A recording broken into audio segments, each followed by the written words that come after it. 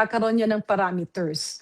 Naiintindihan ko yung iba na kakaroon ng bahid, no, ng mali siya, yung tawag na insertion.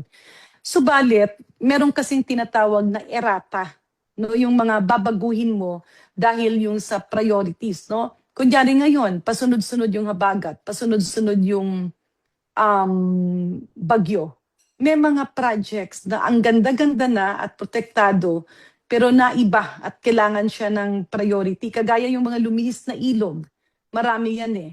Yung mga nag-collapse na areas, yung mga grabing landslide, kailangan rin yan.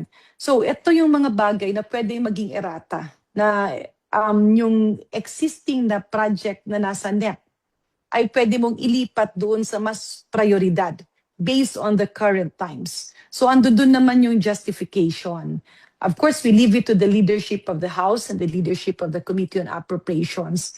Subalit, naiintindihan ko marami ang ipaglalaban ng tweaking ng mga errata papunta sa pangangailangan, lalo na itong mga nangyari pagbabago-bago ng klima.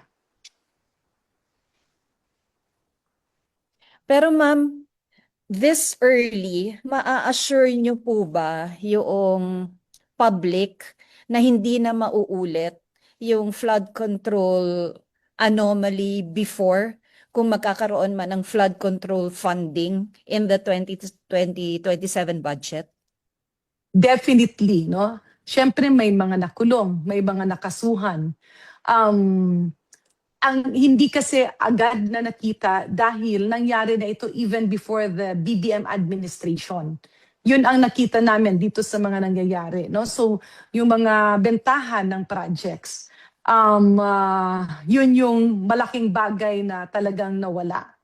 And that will also redound back to quality projects. Kasi hindi naman dapat commodity na binibenta ang programa ng gobyerno. No? I believe yung kumpas ng presidente, yung kanyang mga statements na paulit-ulit na sinasabi na ang boss niya ay ang taong bayan are very strong words coupled with the safeguards that have been embedded by the Department of Public Works and Highways and the Department of Budget and Management. Those will all deter a repeat of what happened in the past.